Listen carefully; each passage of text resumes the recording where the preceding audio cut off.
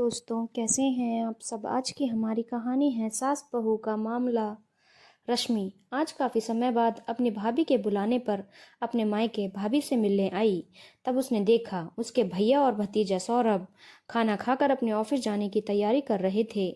भाभी शोभा खाना बना रही थी और बहू परिधि अपने कमरे में पलंग पर लेटकर आराम से टीवी पर पिक्चर देख रही थी। वह शोभा को देखकर उनके पास आई और दुआ सलाम करके वापस अपने कमरे में चली गई थी। जब रश्मि को उसकी भाभी ने चाय नाश्ता दिया तो रश्मि ने उनका हालचाल पूछा।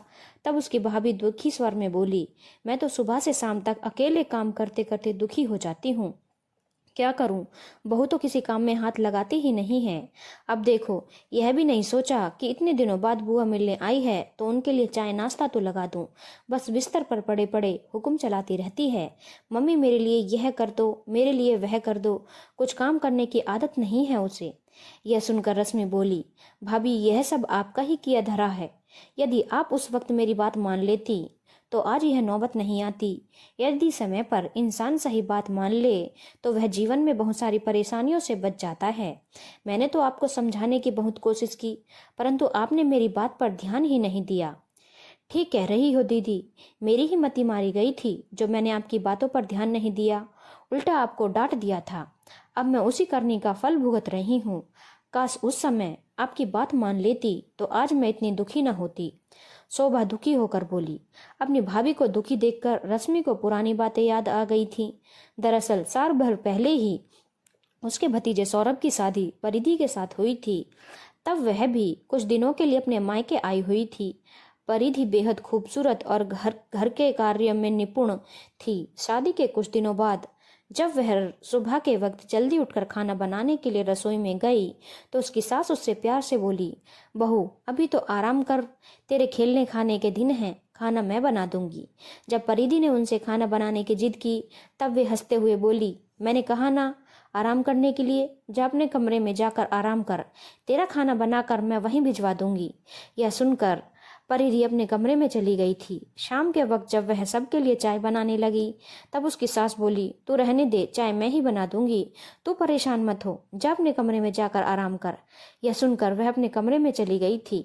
रात के वक्त जब वह खाना बनाने के लिए रसोई में आई, उसने अपनी सास से खाना बनाने के लिए पूछा। तब उसकी सास बोली, मैंने कहा ना तुमसे, तो कुछ दिन आराम कर, बहुत जिंदगी पड़ी है काम करने के लिए, अभी कुछ दिन आराम कर। तब यह सुनकर परिधि चुपचाप अपने कमरे में चली गई थी। उस वक्त शोभा भी वहीं पर थी। अपनी भाभी का बहू के प्रति ऐसा व्यवहार देखकर उन्होंने अपनी भाभी से कहा, भाभी जब बहू काम करना चाहती है तो आप उसे काम क्यों नहीं करने देती। ऐसा करके आप बहू की आदत बिगाड़ रही हैं। लाड़ प्यार अपनी जगह होता है और काम अपनी जगह। यदि आप अभी से बहू को काम करने नहीं देंगी तो कुछ दिनों में ही उसे काम न करने की आदत पड़ जाएगी, इसलिए उसे काम करने दो। यह सुनकर उसकी भाभी बोली, यदि आप सास बहू के मामले में दखल न दो दीदी, इतनी जल्दी अपनी बहू से काम करवाने का कानून अपने घर में चलाना। मैं तो अपनी बहू से अभी कुछ भी काम नहीं करवाऊंगी। एक ही तो बहू है मेरी, मैं उसी से पूरे लाड़ प्यार से रखूंगी। तब दुखी होकर रश्मि बोली, भाभी वक्त का कुछ नहीं पता, कभी कभी ज्यादा लाड़ प्यार करने से बच्चे बिगड़ भी जाते हैं। बच्चों को उतना ही लाड़ प्यार देना चाहिए कि उनकी आदतें ना बिगड़ें। ज्यादा आराम करने से बच्चे आराम करने के आदी हो जाते हैं, इसलिए लाड़ प्यार के साथ साथ उन्हें काम करने की आदत भी डालनी चाहिए ताकि आगे चलकर जीवन में कोई परेशानी ना हो। ऐसा कुछ नहीं होगा, बस कुछ दिन की तो बात है, फिर यह सब अपने आप ही घर का काम करेगी, भाभी ने रश्मि से कहा। तब रश्मि खामोश हो गई थी। फिर कुछ दिन बाद वह अपने पति के साथ अपने ससुराल चली गई थी। उसके बाद उसने सास बहू की जिंदगी में कोई दखल नहीं दिया। कुछ समय बाद परिधि को ऐसी आदत पड़ गई थी कि सुबह के वक्त जल्दी से उसकी आंखें खुलती ही नहीं थी। तब उसकी सास ने उसे एक अलार्म देकर उसे जगाया, अलार्म लगाकर सोया करो, जब अलार्म की घंटी बजेगी तब अपने आप आंख खुल जाएगी। यह सुनकर परिधि बेफिक्री से हंसते हुए बोली, सासू माँ अलार्म आप अपने पास रख लीजिए, जब आपको ही काम करने के लिए हैं तो मुझे अलार्म लगाने की क्या जरूरत है। आपके लाड़ प्यार ने ही तो मेरी आदत बिगाड़ी है, नहीं तो मेरी आंख सुबह के वक्त जल्दी ही खुल जाती थी।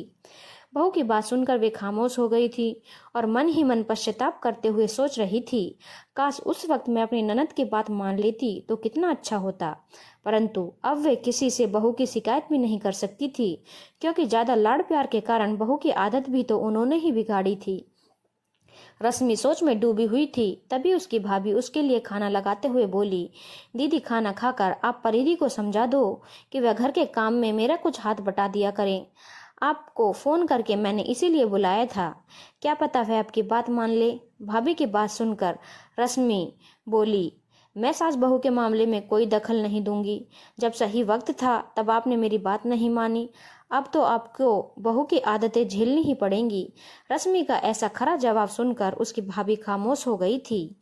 हमारे समाज में बहुत से ऐसे लोग रहते हैं जो अपने बच्चों को ज्यादा लाड़ प्यार देने के कारण उनकी आदत बिगाड़ देते हैं। लोगों के समझाने पर भी वे उनकी बातों पर ध्यान नहीं देते।